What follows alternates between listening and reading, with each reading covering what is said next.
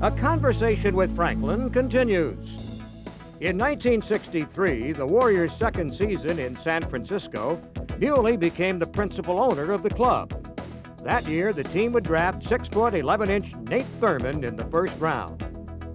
Though they were already blessed with the most dominant big man in basketball, Wilt Chamberlain, they opted to add the center from Bowling Green. Did you worry about him coexisting with Wilt, though? I never did, because I didn't know enough, I guess, to worry. Wilt, actually takes over the whole domination of a team, and everybody else feels they're subordinate. And Nate had the idea that someplace I can be a good center, and boy, he played great when he backed Wilt up. Another thing, Alex never got along very well with Wilt. And I remember once he came into me and said, "Franklin, you either got to get yourself a new coach or a new center, because one of us is going to get killed, and I'm afraid it's going to be me." But then the next year, you have a very poor year. You get off to a very bad start. You're just 5-16, and you decide to trade Wilt. Yeah, Wilt had what started out to be an upset stomach. He was taking Maalox around with him and missing games, which he never did before. And then somebody says he has a heart condition, a murmur. You know, big guys got murmurs or something. Anyway, so some people said he shouldn't even be playing.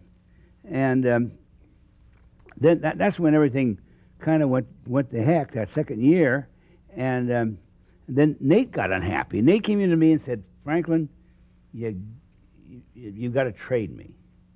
And I said, "Well," I said, "suppose we keep you?" He said, "Well, okay, keep me or trade me, but," he said, "I know you're going to trade me," because he never had any conception I would trade Wilt Chamberlain.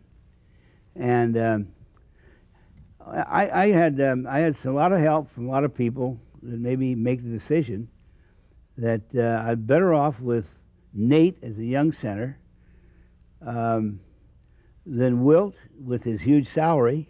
He and I were good friends, you know. We used to go out to dinner all the time.